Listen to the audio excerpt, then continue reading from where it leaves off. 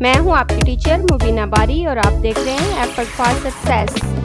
मज़ीद वीडियोस और अपडेट के लिए आप हमारी वेबसाइट विजिट कर सकते हैं। उसके अलावा आप हमें हमारे फेसबुक पेज पर भी फॉलो कर सकते हैं। पिछली क्लास में मैंने आपको बताया था कि आप किस तरह से इन टेम्पलेट को अपनी स्लाइड्स में ऐड करके यूज कर सकते हैं, लेकिन आज हम बकायदा इसमें वर्किंग का आगाज करेंगे और इसके लिए मैं इस ब्लैंक डॉक्यूमेंट पे क्लिक करूंगी। ब्लैंक डॉक्यूमेंट पे क्लिक करूं तो जो डिफॉल्ट स्लाइड हमें पावर पॉइंट प्रोवाइड करता है वो इस तरह की है। सबसे ऊपर टाइटल ऐड करने के लिए जगह है और नीचे सब टाइटल ऐड करने के लिए जगह है। अगर मैं यहाँ टाइटल ऐड करना चाहती हूँ तो मैं इस बॉक्स पर क्लिक करूंगी और यहाँ मैं टाइटल ऐड कर सकती हूँ। फर्ज करें मैं कंप्यूटर स्कूल के नाम से एक इदारा चला रही हूँ, तो मैं यहाँ उसी का टाइटल देना चाहूंगी, तो मैं यहाँ नाम लिख लूंगी कंप्यूटर स्कूल। अब नीचे सब टाइटल की जगह मैं वो सब्जेक्ट लिख सकती हूँ जो मैं यहाँ पे पढ़ा रही हूँ या वो कोर्सेज जो मैं यहाँ पे करवा रही हूँ। तो मैं सब टाइटल के एरिया पे क्लिक करूंगी तो मेरा माउस का कर्सर यहाँ आ जाएगा और मैं यहाँ लिख लेती हूँ MS ऑफिस ग्राफिक डिजाइनिंग और वेब डिजाइनिंग। मैं अपने स्कूल में ये 3 कोर्सेज करवा रही हूँ, MS ऑफिस, ग्राफिक डिजाइनिंग और वेब डिजाइनिंग।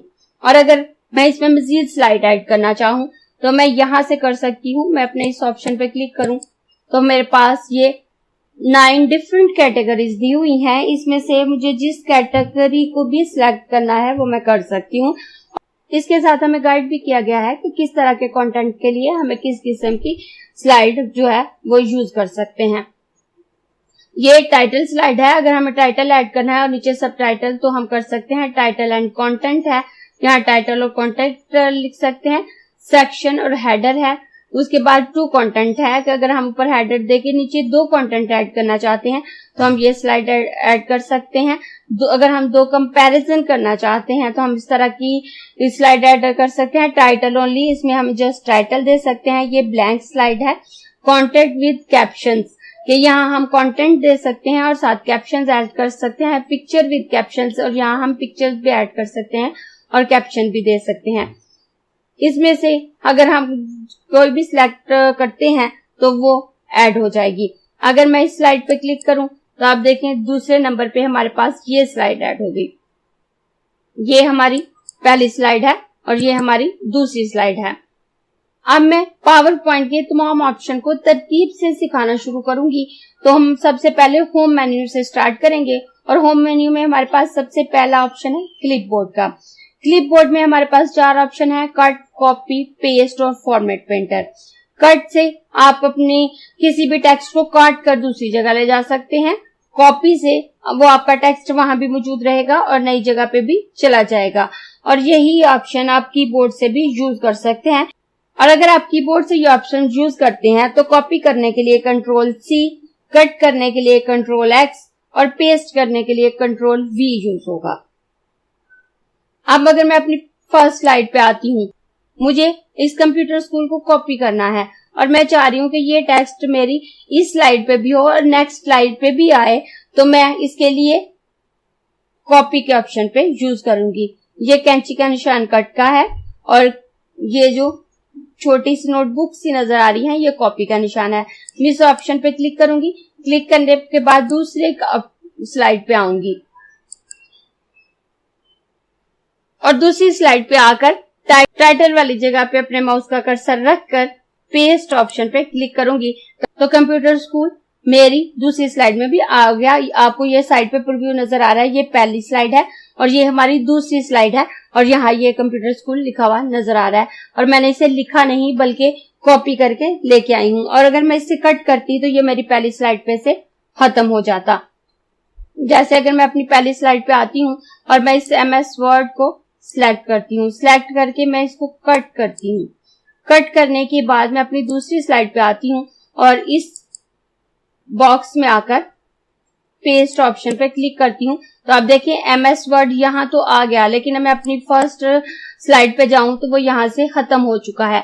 इस तरह से आप कोई ऑप्शन कट करके दूसरी जगह ले जा सकते हैं या पेस्ट करके, और ये ऑप्शन आप एक स्लाइड पे भी यूज कर सकते हैं कि आप उसी स्लाइड पे से किसी टेक्स्ट को कॉपी कर सकते हैं या किसी टेक्स्ट को आप कट कर सकते हैं। जैसे अगर मैं इस वेब डिजाइनिंग को कॉपी करना चाहूं तो मैं इस ऑप्शन को सिलेक्ट करूंगी। सिलेक्ट करने के बाद मैं यहां से कॉपी के ऑप्शन पे क्लिक करूंगी और अपने माउस का कर्सर नीचे लेके आऊंगी और नीचे माउस का कर्सर नीचे लाने के बाद पेस्ट ऑप्शन पे क्लिक करूंगी तो आप देखिए वेब डिजाइनिंग मेरा कॉपी हो गया। और एक दफा कॉपी करने के बाद मैं इसे जितनी दफा चाहूं पेस्ट कर सकती हूँ। मैं दोबारा अपने कीबोर्ड से अगर Ctrl+V प्रेस करूं तो उसकी मजीद कॉपी आ गई, क्योंकि एक दफा अगर हम कॉपी के लिए सैंपल ले लेते हैं तो हम इसे जितनी दफा चाहें पेस्ट कर सकते हैं, हमें हर बार अलग सैंपल लेने की जरूरत नहीं है।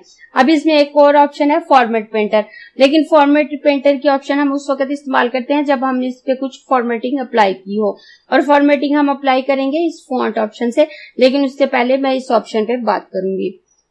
अब यहाँ इस ऑप्शन में आपने देखा कि आप यहाँ से आप कोई सी भी स्लाइड ऐड कर सकते हैं और वहां अपना टेक्स्ट अप्लाई कर सकते हैं।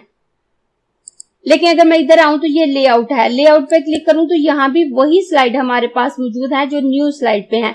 लेकिन अगर हम एक स्लाइड की फॉर्मेटिंग कर चुके हैं और उसी फॉर्मेटिंग को हम किसी दूसरे स्टाइल में कन्वर्ट करना चाहते हैं तो हम लेआउट पे अप्लाई करेंगे। जैसे यहाँ जो मैंने स्लाइड बनाई है उसमें एक टाइटल और सब टाइटल मौजूद हैं, और अगर मैं लेआउट पे आऊं और अपनी स्लाइड को मैं टू कंटेंट में कन्वर्ट करना चाहूं तो मैं इस ऑप्शन पे क्लिक करूंगी तो आप देखें मेरी स्लाइड टू कंटेंट में कन्वर्ट होगी।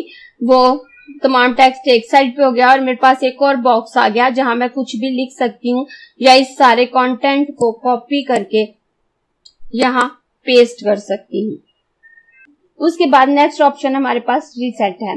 रीसेट से अगर हमने अपनी स्लाइड में कुछ फॉर्मेटिंग अप्लाई की है या उसे कुछ खराब कर दिया है तो हम रीसेट से उसे वापस सेट कर सकते। जैसे मैं अपने इस बॉक्स को उठा के यहाँ रख देती हूँ और यहाँ रखने के बाद मुझे लगता है कि ये तो यहाँ अच्छा नहीं लग रहा है, इसे वापस यहीं पे होना चाहिए था, तो मैं रीसेट ऑप्शन पे क्लिक करूंगी तो ये वापस अपनी जगह पे आ जाएगा। नहीं कि आपने अपनी स्लाइड में जो कुछ भी चेंजिंग की होगी वो वापस जो है अपनी ओरिजिनल हालत में आ जाती है। उसके बाद नेक्स्ट सेक्शंस है। सेक्शंस को समझाने के लिए मैं मजीद स्लाइड ऐड कर लेती हूँ। मैंने ये 3 मजीद स्लाइड इसमें ऐड कर ली। ऐड करने के बाद मैं पहली स्लाइड को सिलेक्ट करूंगी और सिलेक्ट करने के बाद सेक्शन पे क्लिक करूंगी और ऐड सेक्शन पे क्लिक करूंगी तो ये अनटाइटल्ड सेक्शंस के नाम से एक सेक्शन मेरे पास आ गया। उसके बाद मैं अपनी तीसरी स्लाइड को सिलेक्ट करके सेक्शन पे आऊंगी और ऐड सेक्शन पे क्लिक करूंगी तो अनटाइटल्ड सेक्शन के नाम से दूसरा सेक्शन मेरे पास आ गया। अब अगर मैं इस सेक्शंस के नाम को चेंज करना चाहूं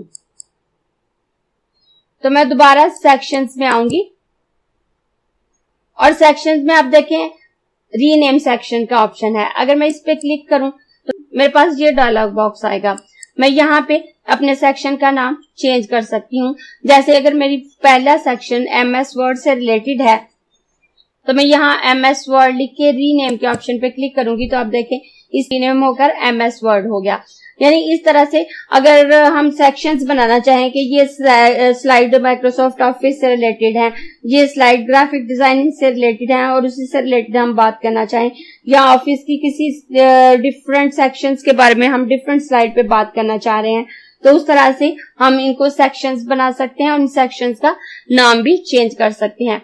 मतलब इन सेक्शंस को हम यहाँ से कोलैब कर सकते हैं। अगर मैं इस छोटे से एरो पे क्लिक करूं तो आप देखें यहाँ सेक्शन का नाम रह जाएगा और ये हमारा कोलैब हो गया। कोलैब का मतलब हम इसे छोटा कर रहे हैं, क्लोज कर रहे हैं अपने इस ऑप्शन को कि ये तमाम स्लाइड साइड हो जाती हैं और हमारे पास सिर्फ उसका नाम रह जाता है। और कोलैब करने के बाद अगर हम इसे एक्सपेंड करना चाहें यानी वापस खोलना चाहें तो हम इसे इसी ऑप्शन पे क्लिक करके एक्सपेंड कर सकते हैं।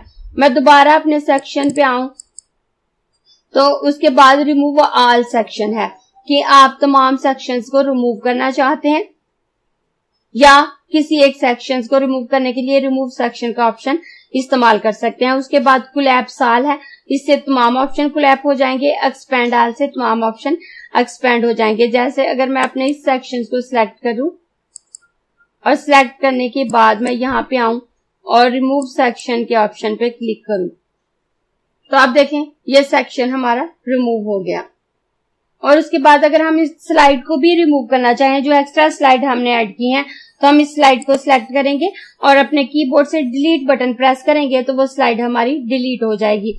और अगर हम कीबोर्ड से डिलीट बटन से इसे डिलीट नहीं करना चाह रहे तो उस स्लाइड को सिलेक्ट करेंगे और अपने माउस से राइट क्लिक करेंगे। राइट क्लिक करने के बाद हमारे पास ये ऑप्शन आ जाता है और यहाँ ये डिलीट स्लाइड का ऑप्शन है, मैं इस पे क्लिक करूं तो मेरी ये स्लाइड डिलीट हो जाएगी। अगर आपको ये क्लास पसंद आई है तो लाइक कीजिए, अपने दोस्तों के साथ शेयर भी कीजिए ताकि वो भी सीख सके। आप अपने क्वेश्चंस और व्यूज नीचे कमेंट बॉक्स में लिख सकते हैं। और अगर आपने चैनल सब्सक्राइब नहीं किया तो प्लीज सब्सक्राइब कीजिए ताकि आपको आने वाली वीडियोस का नोटिफिकेशन फौरन से मिल सके।